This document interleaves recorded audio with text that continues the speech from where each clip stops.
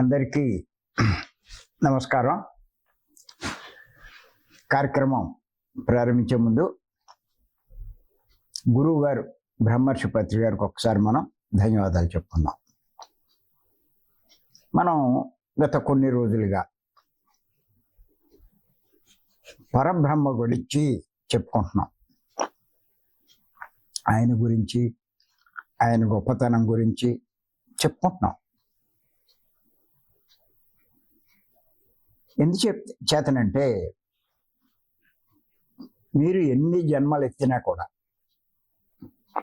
చివరికి తెలుసుకోవాల్సింది ఆయన్నే, చేరవలసింది ఆయన్నే. ఇంచేతంటే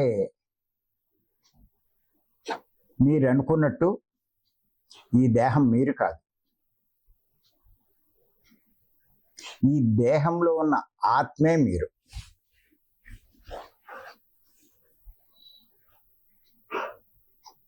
ముందు ప్రతి ఒక్కళ్ళు కూడా ఇది నిర్ధారణ చేసుకోవాలి. ఏంటి? నేను దేహం కాదు, నేను ఆత్మ అన్నది నిర్ధారణ చేసుకోవాలి. అప్పుడు మీకు అన్నీ సరిగ్గా అర్థమవుతాయి. మీరు చేసే పనులన్నీ చాలా కరెక్ట్గా ఉంటాయి. ఇంచేతంటే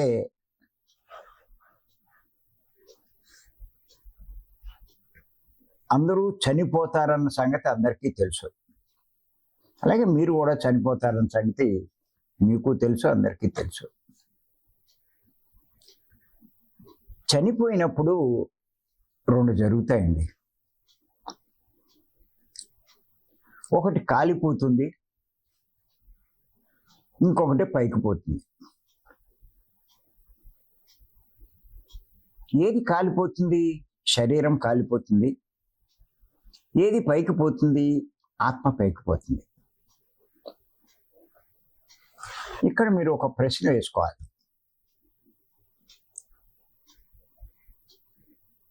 కాలిపోయిన శరీరం నేనా, పైకి వెళ్ళిపోయినటువంటి ఆత్మనేనా? ఈ ప్రశ్న వేసుకోవాలి. ఈ రెండిట్లో ఏది నేను? ఇప్పుడు ప్రస్తుతం ఏంటంటే రెండు కలిపి ఉన్నాయి. ఆత్మ అనేది ఉందన్న సంగతి కూడా ఎవరికి తెలియదు. ఉన్నది కనిపిస్తున్నది ఆ శరీరమే, కాబట్టి అదే నేననే భావంలో అందరూ ఉన్నారు, జీవిస్తున్నారు కూడా అలాగే. కానీ కనిపిస్తున్న ఈ శరీరం చనిపోయినప్పుడు కాలిపోతుంది, బూడిదైపోతుంది, అదృశ్యమైపోతుంది.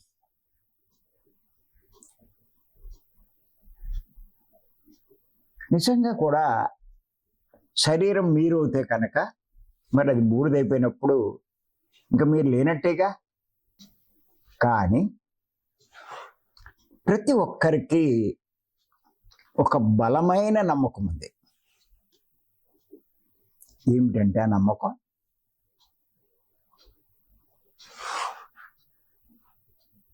నాకు ఇంకా జన్మలు ఉన్నాయి అనే నమ్మకం ఉంది.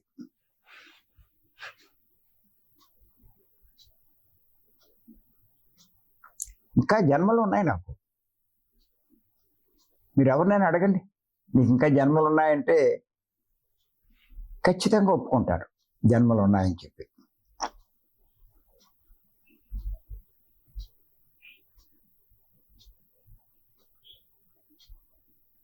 అందుకే మీరు చూడండి, కష్టాల మీద కష్టాలు వస్తూ ఉంటే ఒకటే అంటారు, ఏ జన్మలో చేసుకున్న పాపమో అని. ఆలోచించండి.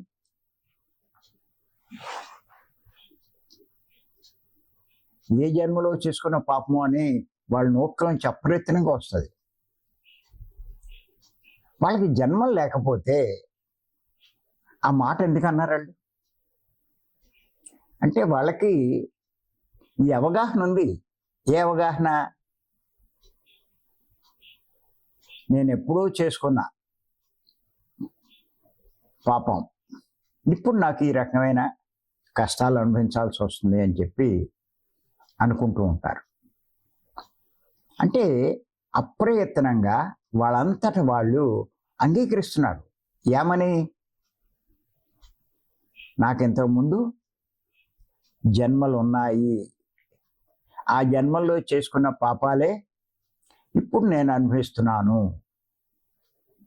ఇంచేతంటే ఇప్పుడు నేనేం చేయలేదు, మరి కష్టం ఎందుకు వచ్చింది అంటే ఏదో జన్మలో చేసుకున్న పాపమే ఇప్పుడు నాకు ఈ కష్టం రూపంలో వచ్చింది అని అర్థమవుతుంది వాళ్ళకి.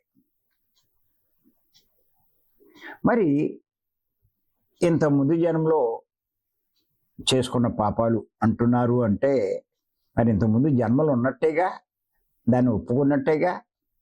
మరి ఇంతకుముందు జన్మలు ఉంటే తర్వాత కూడా ఉంటాయి కదా. అంటే దీన్ని బట్టి మనకు అర్థమయ్యేది ఏంటంటే ఏ మానవుడికైనా సరే ఈ జన్మే కాదు ఇంకా జన్మలు ఉంటాయి అన్నది అర్థమవుతుంది. ఏ మానవుడికైనా సరే ఇంకా జన్మలు ఉన్నాయి అంటే, ఇంకా జన్మలు ఉన్నాయి అంటే మీరు ఉంటారని మీరు అంగీకరించినట్టే. మీరే లేకపోతే ఇంకా జన్మలు ఎక్కడ ఉంటాయి? సరే, మీరు ఉంటారు అని మీకు అవగాహన కలిగినప్పుడు, మీకు ఇంకా జన్మలు ఉన్నాయి, మీరు ఉంటారని అవగాహన కలిగినప్పుడు, ఇప్పుడు చనిపోయాక ఈ రెండిట్లో ఉండేది ఏది చెప్పండి? ఒకటి కాలి బూడిదైపోయింది శరీరం, ఒకటి పైకి వెళ్ళిపోయింది. అంటే ఈ రెండిట్లో ఒకటి బూడిదైపోయింది, ఒకటి పైకి వెళ్ళిపోయింది. అంటే పైకి వెళ్ళిపోయిన ఆత్మే నేను అన్నది మీకు క్లియర్గా అర్థమవుతుంది. అది అర్థం చేసుకోండి. ఎంచేతంటే ఈ ఆత్మ అన్నది మనకు కనిపించకపోవడం వల్ల ఆత్మ గురించి పెద్ద అవగాహన లేదు ప్రతి ఒక్కరికి. ఆత్మ ఎవరు తెలుసుకునే ప్రయత్నం కూడా ఎవరు చేయట్లే. ఎంతసేపు దేహం నేననుకుంటూ, నేను సుఖపడాలనుకుంటూ, ఆ సుఖపడడం కోసం ప్రయత్నం చేస్తున్నారు. డబ్బు సంపాదించుకుని, సుఖాలు సమకూర్చుకుని ఎంజాయ్ చేస్తున్నారు. అదే జీవితం అనుకుంటున్నారు. కానీ మీరు కనుక కాస్త ఈ విచారణ అది చేస్తూ ఉంటే అర్థమవుతుంది. ఈ దేహం నేను కాదు, నేను ఆత్మ అన్న అవగాహన కలుగుతుంది. ఆ ఆత్మ అన్న అవగాహన కలిగినప్పుడు మరి ఆత్మ గురించి కొంత తెలుసుకోవాలి కదా, ఆ జ్ఞానం సంపాదించుకోవాలి కదా. అప్పుడు మనం ఈ ఆత్మ గురించి, కనిపించినటువంటి ఆత్మ గురించి తెలుసుకోవాలి అంటే ఖచ్చితంగా సద్గురువు కావాలి. మన అదృష్టం కొద్దీ అటువంటి సద్గురువు పత్రి గారు మనకి లభించారు. మరి ఆయన ఈ ఆత్మ గురించి అపారంగా బోధించారు. ఆయన బోధించినంతగా ఎవరు బోధించలేదనే చెప్పాలి. అంత అర్థమయ్యే రీతిలో, తేలికైన భాషలో మనకి బోధించారు. బోధించడమే కాదు, ఇంకో విషయం కూడా చెప్పారండి ఆయన. ఆశ్చర్యకరమైన విషయం.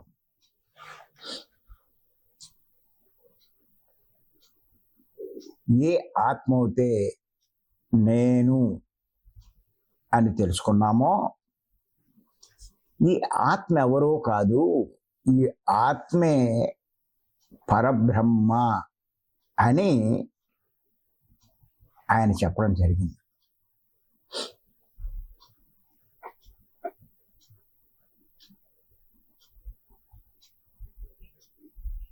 ఏ ఆత్మ అయితే నేనని తెలుసుకున్నామో ఆ ఆత్మ ఎవరో కాదు, ఆ ఆత్మే పరబ్రహ్మ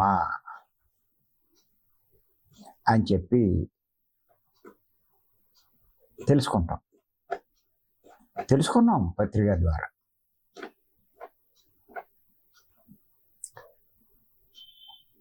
ఇప్పుడు ఆత్మ నేనని తెలుసుకున్నాక ఆత్మ గురించి ఎన్నో తెలుసుకుంటాం. అలాగే ఆత్మ పరబ్రహ్మ అని తెలుసుకున్నాక జ్ఞాన నవరత్నాల్లో మొట్టమొదటి రత్నం అదే పత్రిక గారు చెప్పింది.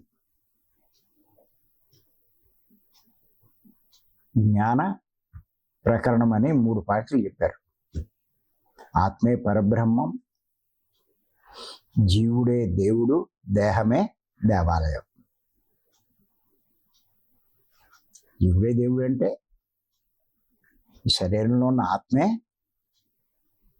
ఆ దేవుడు. ఈ శరీరంలో ఉన్న ఆత్మ దేవుడైనప్పుడు శరీరం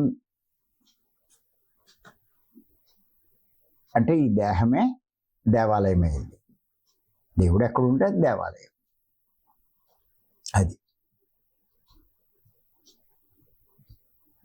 అది అవగాహన అయినప్పుడు ఇక్కడ మనం ఇంకా కూడా తెలుసుకున్నాం. ఈ ఆత్మ పరబ్రహ్మ అన్నాం కాబట్టి ఈ పరబ్రహ్మ గురించి మనం 3-4 రోజుల నుంచి ఎన్నో విషయాలు తెలుసుకున్నాం. పరబ్రహ్మ ఎంత గొప్పవాడు, పరబ్రహ్మను మనం ఆశ్రయిస్తే ఎన్ని లాభాలు మనం పొందగలుగుతామో ఇవన్నీ తెలుసుకున్నాం. మనం ఇంకా తెలుసుకుంటాం. ఇప్పుడు ఇంచేతంటే ఈ పరబ్రహ్మ మనం అందరం ఆరాధించే దేవుళ్ళందరికంటే గొప్పవాడు అని తెలుసుకున్నాం. ఆయన నుంచే ఈ సృష్టి జరిగిందని, సృష్టిలో సమస్త లోకాలు ఉద్భవించాయని ఆయన నుంచే 84 లక్షల రకాల జీవులు జీవరాశులు సృష్టింపబడ్డాయని ఇలా ఎన్నో తెలుసుకున్నాం మనం. అంటే ఆయన సర్వాంతర్యామి అని, అంతటా ఉంటాడని, ఆయనకి చావు పుట్టుకలు లేవని,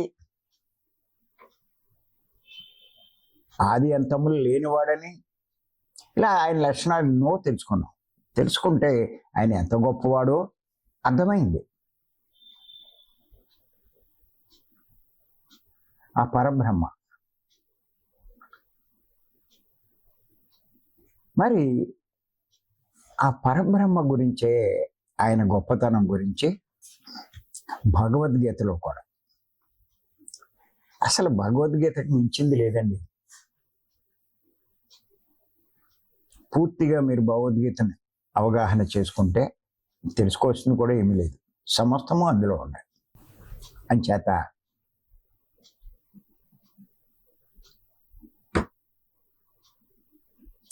ఆ భగవద్గీతలో ఆ పరబ్రహ్మ యొక్క గొప్పతనాన్ని 11వ అధ్యాయంలో అర్జునుడు వివరించడం జరిగిందండి.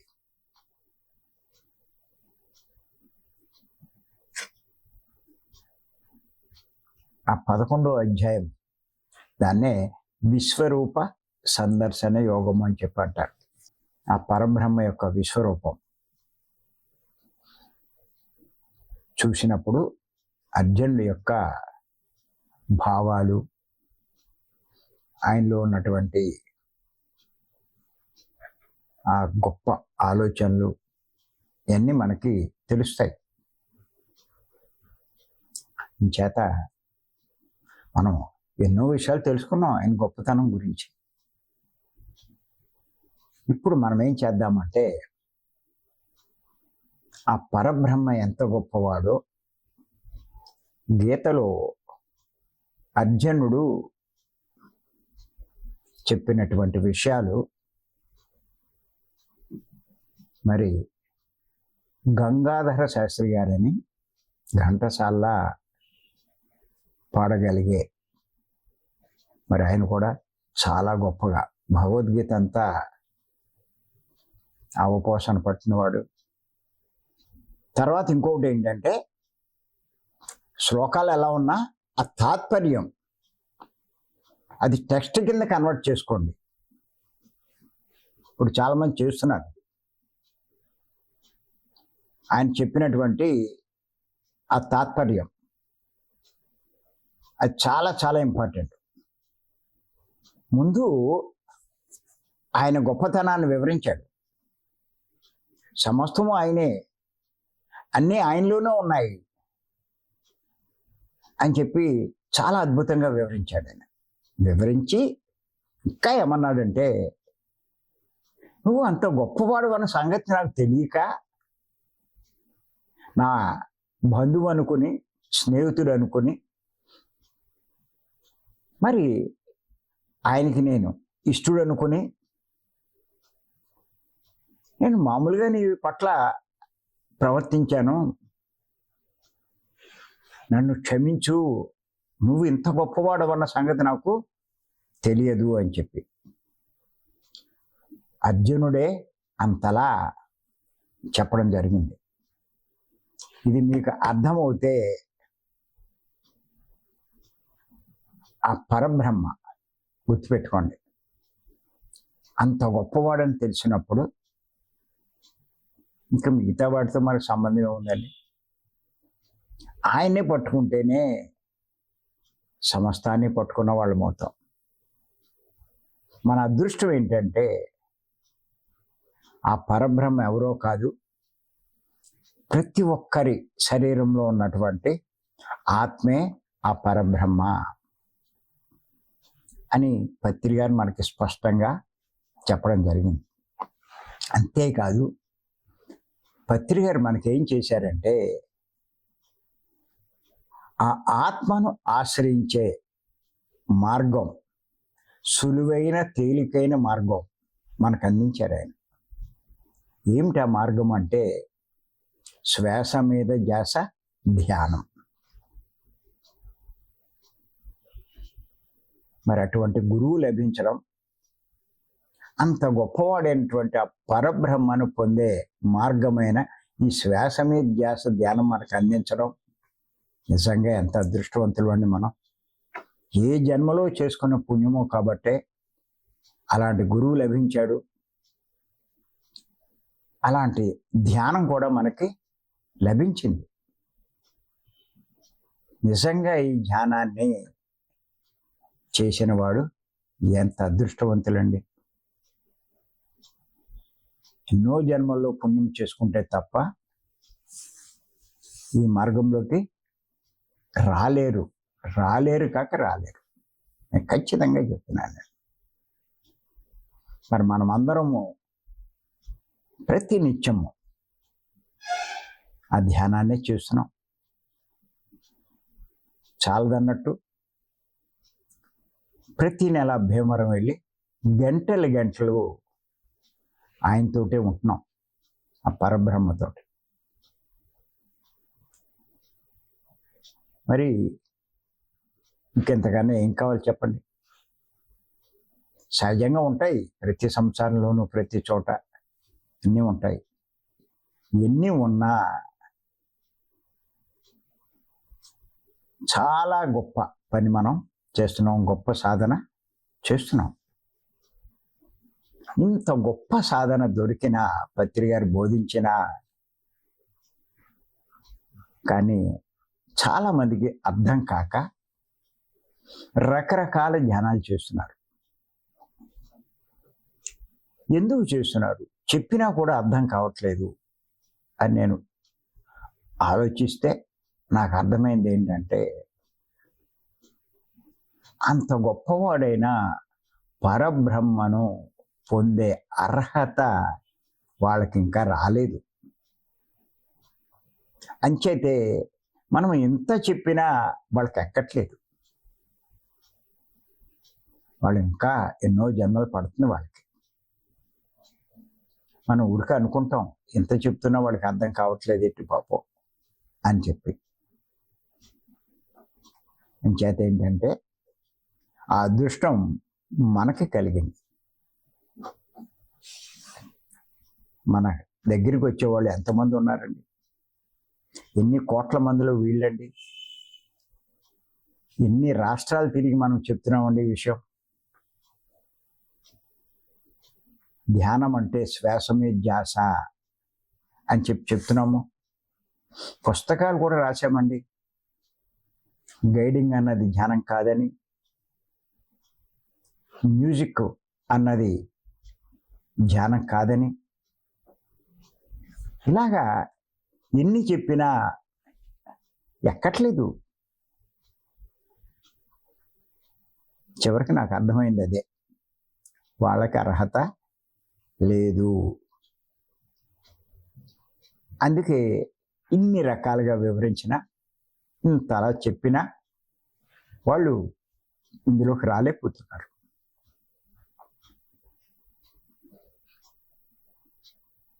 అంచేత మరి ఆ పరబ్రహ్మ గురించి, ఆయన గొప్పతనం గురించి మరి నేను 3 పుస్తకాలు కూడా వ్రాయడం జరిగింది. బాగా స్టడీ చేయండి, అది నిదానంగా స్టడీ చేయండి. ఊరికే నవల్ చదివినట్టు చదవకండి. బ్రహ్మజ్ఞానం అనే పుస్తకం ఒకటి, బ్రహ్మం అంటే శంకరాచార్య వారు ఇచ్చినటువంటి పుస్తకం ఒకటి, సత్యం, పరబ్రహ్మే సత్యం, ఇంకెవరు సత్యం? శాశ్వతంగా ఉండేవాడు ఆయనే. మీరు ఆ సత్యం పుస్తకం చదివితే మీకు అర్థమవుతుంది. ఆఖరికి దేవుళ్ళు కూడా, బ్రహ్మ విష్ణు మహేశ్వరులకు కూడా, వాళ్ళకు కూడా ఆయుష్ ఉంది.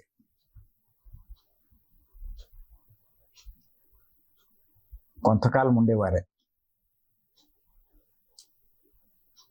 వాళ్ళకు కూడా ఆయుష్ ఉంది. అంచేత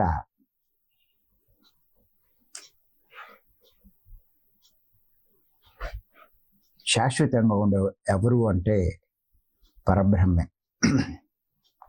ఆత్మే. అంచేత సహజంగా మనం కొంతకాలం ఉండి నిష్క్రమిస్తాం. ఈ గ్రహాలు, సూర్యుడు చంద్రుడు ఇవన్నీ అలా ఉంటాయి, శాశ్వతంగా ఉండిపోతాయి అనుకుంటారు. అవి కూడా కొంతకాలానికి అదృశ్యమైపోయాయి. అలాగే మనం ఆరాధించే దేవుళ్ళు కూడా శాశ్వతంగా ఉంటారనుకుంటారు. కానీ వాళ్ళకు కూడా ఆయుష్ ఉంది. అదే నేను మీకు ఇంతకుముందు చెప్పడం జరిగింది. భగవద్గీతలో ఉన్న శ్లోకాలనే, కొత్తగా బయట నుంచి ఎక్కడి తేలా. మీ అందరూ అది తెలుసుకున్నారు కూడా. భగవద్గీతలో ఉన్న శ్లోకాలు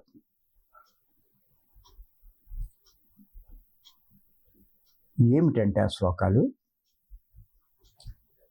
బ్రహ్మకు కూడా ఆయుష్. మరి మనం ఒక్కసారి దాని గురించి కూడా తెలుసుకుందాం. మీరు 8వ అధ్యాయం 17వ శ్లోకం ఒక్కసారి చూడండి.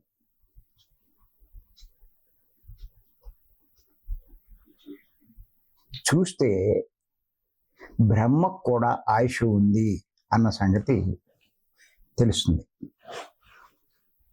ఆయుష్ తీరిపోతే ఎవరైనా నిష్క్రమించవలసిందే సృష్టిలోంచి. ఏమిటంటే ఆ శ్లోకం, సహస్రయుగ పర్యంత మహార్యద్ బ్రాహ్మణో విదుహు రాత్రిం యుగ సహస్రాంతం తేహో రాత్రవిదో జానా అని చెప్పి. అది దీని తాత్పర్యం ఏంటంటే, ఏ జనులు బ్రహ్మదేవుని యొక్క పగటిని 1000 యుగముల పరిమితి గల దానిగను 1000 యుగముల పరిమితి గల దానిగను అట్లే రాత్రిని 1000 యుగముల పరిమితి గల దాన్ని గను ఎరుంగుదురో అంటే తెలుసుకుంటారు. అట్టివారు రాత్రింపగళ్ళ యొక్క తత్వాన్ని బాగా ఎరింగిన వారు అవుతారు. ఇది ఈ శ్లోకాన్ని బట్టి విద్యా ప్రకాశానందగిరి స్వామివారు వివరణిచ్చారు. మీరు గీతా మకరందం అనే పుస్తకంలో చూడండి ఒక్కసారి. ఈ 8వ అధ్యాయం 17వ శ్లోకం దగ్గర వివరణిచ్చారు. ఇది దేనికి చెప్పబడిందంటే బ్రహ్మదేవుని యొక్క ఆయుష్ గురించి చెప్పబడింది.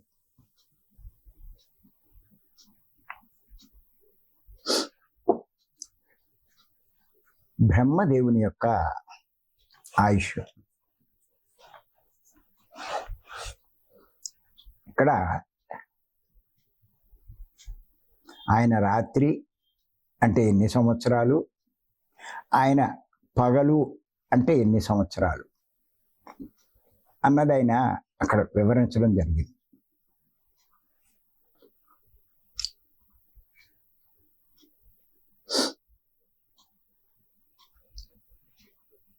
కలియుగం అంటే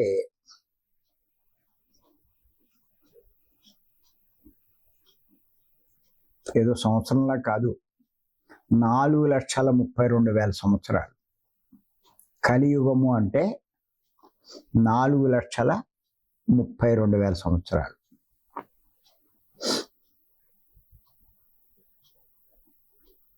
ద్వాపర యుగం అంటే కలియుగానికి రెట్టింపు.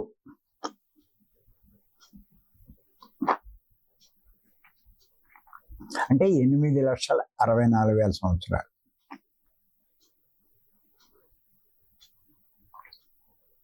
త్రేతాయుగం అంటే కలియుగానికి 3 రెట్లు, 12,96,000 సంవత్సరాలు.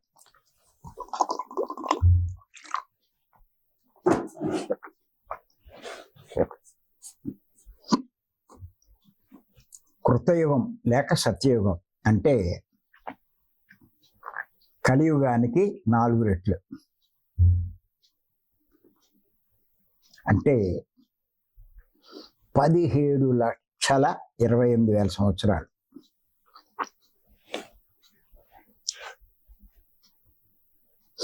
మొత్తం ఈ 4 యుగాలు కలిపి 43,20,000 సంవత్సరాలు. ఈ 4 యుగాలు తిరగాలి అంటే 43,20,000 సంవత్సరాలు.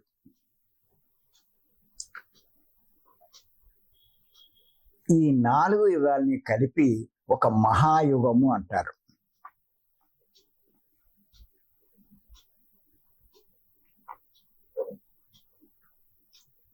ఇలాంటి 1000 మహాయుగాలు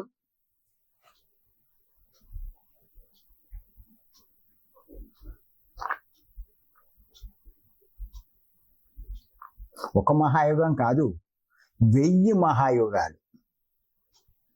బ్రహ్మదేవునకు ఒక పగలు.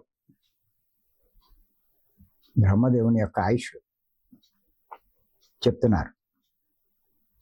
ఇంకొక 1000 మహాయుగాలు బ్రహ్మదేవునకు ఒక రాత్రి.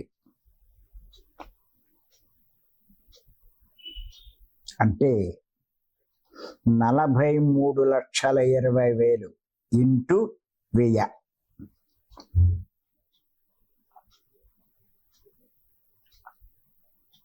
అంటే 432 కోట్ల సంవత్సరాలు బ్రహ్మకి ఒక పగలు.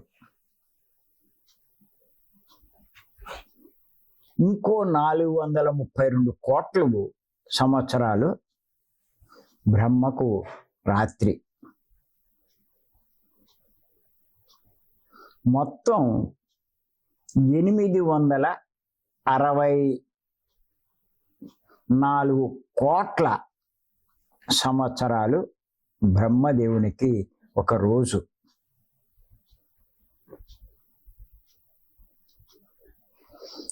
ఇలాంటి 360 రోజులు బ్రహ్మదేవునికి ఒక సంవత్సర కాలం అవుతుంది.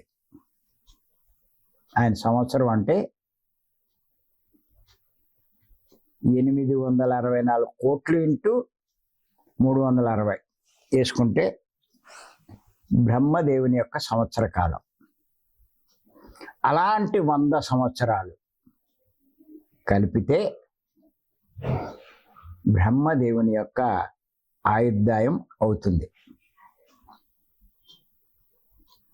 ఇక్కడ విద్యాప్రకాశానందగిరి స్వామి వారు ఏమన్నారంటే, దీనిని బట్టి బ్రహ్మకు కూడా ఆయుష్ ఉంది,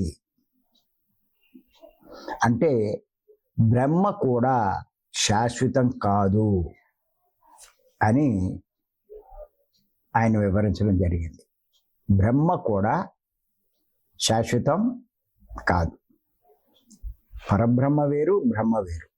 బ్రహ్మ అంటే బ్రహ్మ విష్ణు మహేశ్వరుల్లో త్రిమూర్తుల్లో ఒకడు. ఈ బ్రహ్మ వేరు, పరబ్రహ్మ వేరు. వీళ్ళందరినీ సృష్టించిన వాడే ఆ పరబ్రహ్మ. కానీ ఆయన ఏమీ సృష్టింపబడలేదు. ఆయన శాశ్వతమైన వాడు, నశింపు లేనివాడు,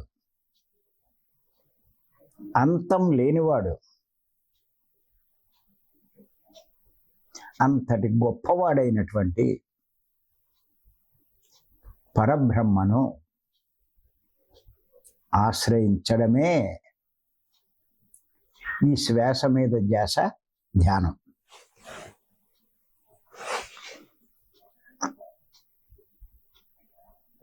అర్థం చేసుకోండి. ఇప్పుడు మనం చేస్తున్నటువంటి ధ్యానం ఎంత గొప్పదో మీరు అర్థం చేసుకుంటే మీ అదృష్టానికి పొంగిపోతారు.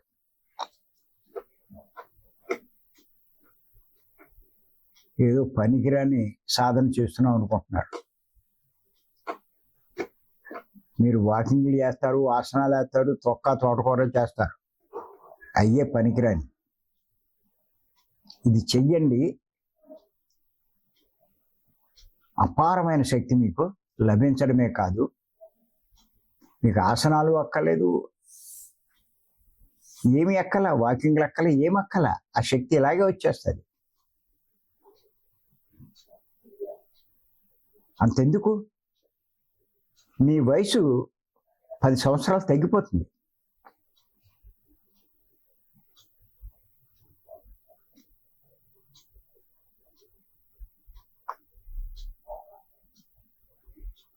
ఇప్పుడు మీరు గమనించండి, అమ్మని కానీ నన్ను కానీ మీరు గమనిస్తే సడన్గా చూసుకున్న వాళ్ళు,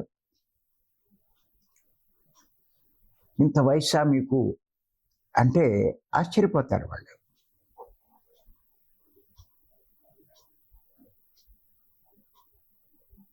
ధ్యానం అంత శక్తివంతమైంది.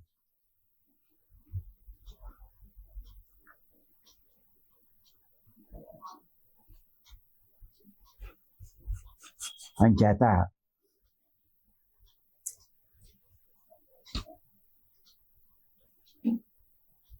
దేవుళ్ళేటి, ఈ శాశ్వతమైనటువంటి ఈ గ్రహాలు ఇవన్నీ, నక్షత్రాలు ఇవన్నీ శాశ్వతం అనుకుంటున్నాం. కానీ ఇవన్నీ కూడా కొంతకాలానికి అదృశ్యమైపోతాయి. ఆయనలోంచే ఉద్భవించాయి, చివరికి ఆయనలోనే లయమైపోతాయి. విషయం చాలామందికి తెలీదు, మేమే ఉన్నాము అనుకుంటున్నారు. అందుకే పరబ్రహ్మనే సత్యం అని అంటారు. సత్యము అంటే నిత్యము ఉండేవాడు, శాశ్వతమైన వాడు. ఎల్లప్పుడూ ఉండేవాడు, మార్పు చెందనివాడు, యుగాలు మారినా మారనివాడు అని చెప్పి మనం చెప్పుకున్నాం. అది యుగాలు మారినా మారనివాడు.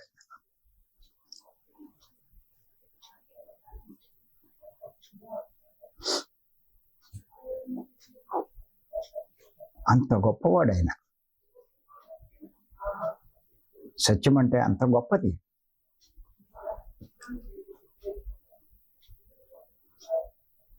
అన్నీ మారచ్చు, ఆయనలో మార్పు లేదు.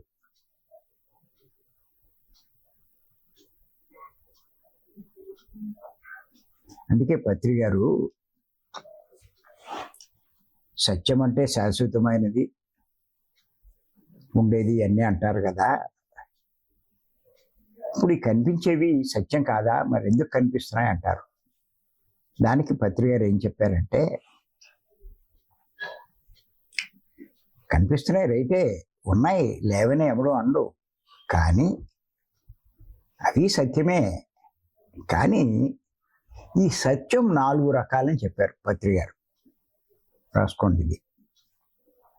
ఈ సత్యం 4 రకాలని చెప్పారు. ఒకటి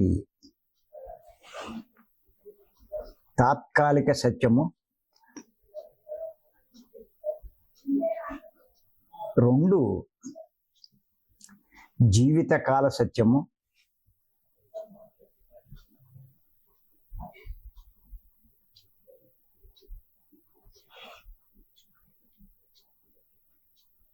3 యుగకాల సత్యము, 4 శాశ్వత సత్యం.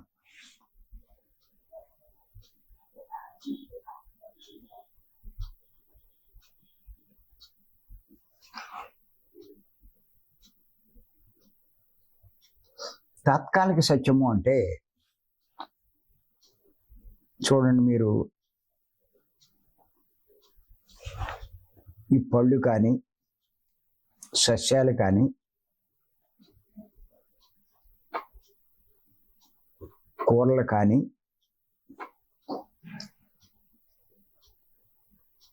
ఇలాంటివన్నీ మీరు చూస్తే ఉన్నాయి. ఇప్పుడు 4 రోజులు పోతే మళ్ళా ఉండవు, అదృశ్యమైపోతాయి.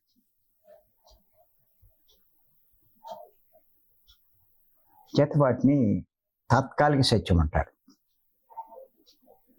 అలాగే మానవులేటి, జంతువులేటి, దేన్ని తీసుకున్నా, క్రిమికీటకాలు, పక్షులు, ఇటువంటి ఏమి తీసుకున్నా సరే సృష్టిలో ఉన్నవి. ప్రతి దానికి ఆయుష్ ఉంది. అవి ఆ ఆయుష్ ఉన్నంత కాలం ఉంటాయి భూమి మీద. ఆయుష్ తీరిపోతే అవి మళ్ళీ అదృశ్యమైపోతాయి. మళ్ళీ ఉంటాయా అంటే కనిపించవు. మీ తండ్రులు చూసుకోండి, తాతలు చూసుకోండి, ముత్తాతలు చూసుకోండి, ఉన్నారా? ఏమైపోయారు వాళ్ళు? ఎక్కడికి వెళ్ళిపోయారు? రేపొద్దున మనమైనా అంతే.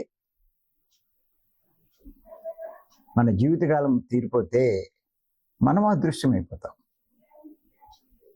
అంచేత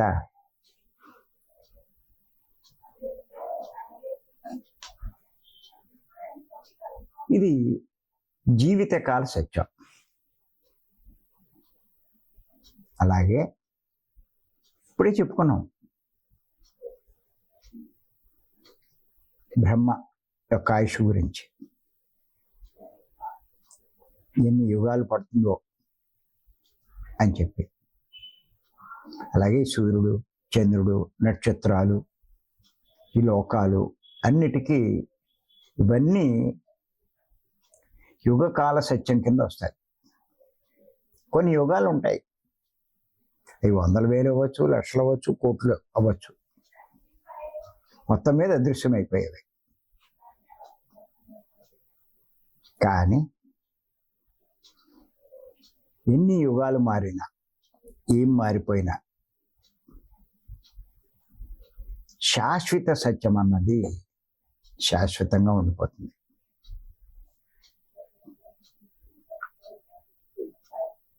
ఎంచేతంటే ఆయనే పరబ్రహ్మ, ఆయనే ఆత్మ అని అంటారు. ఈ ఆత్మ అన్నది శాశ్వతం, పరబ్రహ్మ అన్నది శాశ్వతం. ఆయన ఏమి ఎవరు సృష్టించలేదు.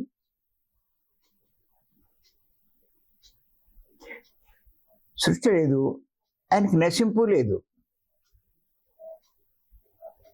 ఆయనకి అంతం లేదు.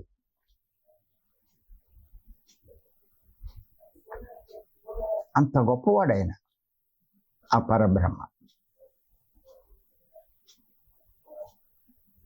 ఇవన్నీ ఇంతలా ఎందుకు చెప్పుకుంటున్నామంటే అండి, ఇప్పుడు మనం చేసే ఈ శ్వాస మీద ధ్యాస ఎంత గొప్పదో, ఈ మార్గంలోకి వచ్చిన మనము ఎంత అదృష్టవంతులమో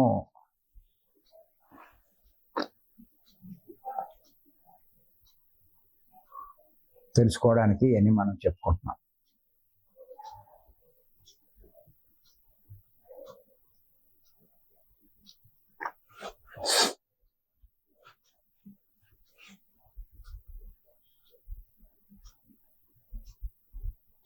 అది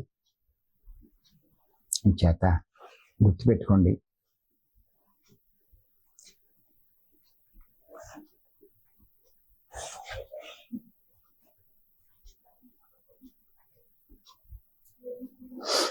అందుకే మీరు చూడండి,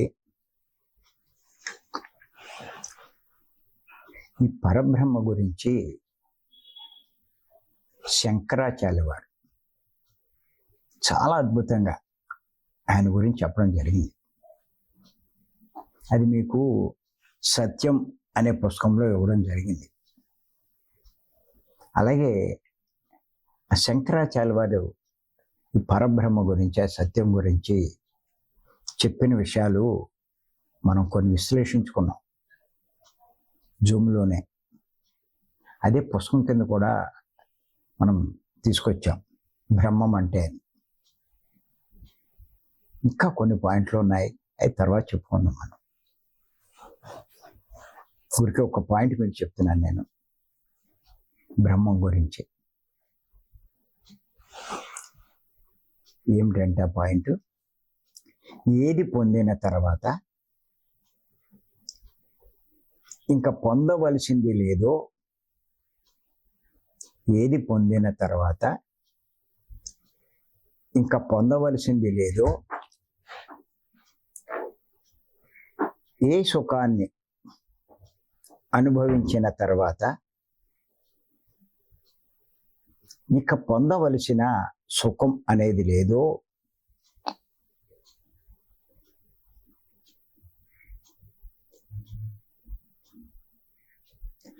ఏ జ్ఞానాన్ని పొందిన తర్వాత ఇక పొందవలసిన జ్ఞానం అనేది లేదో,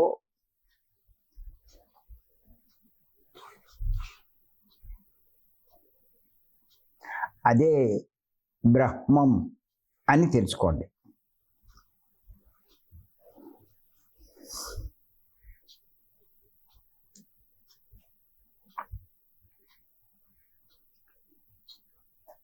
ఈ ధ్యానం ద్వారా అది పొందినటువంటి రమణ మహర్షి సమాధి స్థితికి చేరుకున్నాడు. ఇంకా సృష్టిలో మనం జీవితకాలం రకరకాల ప్రయత్నాలు చేస్తున్నాం ఆనందం పొందడానికి.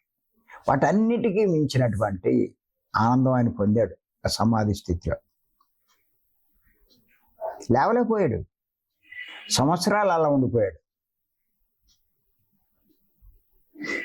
ఎవరో చూసి ఆయన మామూలు స్థితికి తీసుకురావడానికి చాలా తిప్పలు పడ్డారు. శరీరాన్ని చెదలు కూడా పట్టేసినాయి అంట.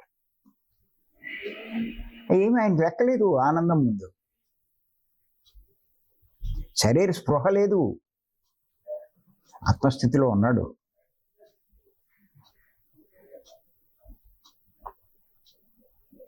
జీసస్ క్రైస్ట్ సిలువేస్తే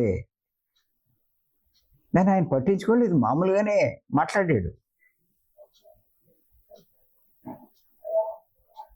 ఆయన ఆత్మస్థితిలో ఉన్నాడు.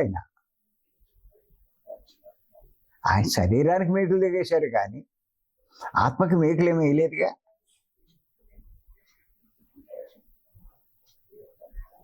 అందుకే మీరు జ్ఞానం బాగా చేసినప్పుడు, ఆత్మస్థితిలో మీరు ఉన్నప్పుడు అసలు మీకు కష్టాల కిందే అనిపించవు. శరీరానికి ఏం జరిగినా అది బాధ కింద అనిపించదు. రమణ మహర్షికి క్యాన్సర్ వస్తే ఆయన ఏం బాధపడలేదే.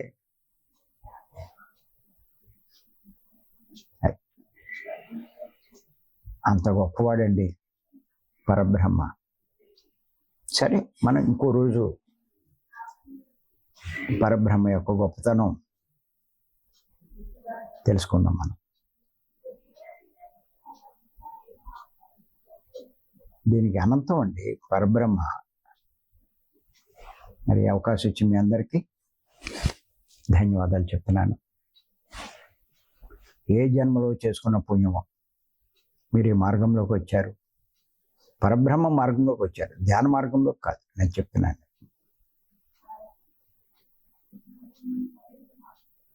సామాన్యంగా తీసుకుంటున్నారు రోగాల కోసం అన్నట్టుగా. అది మూర్ఖత్వం.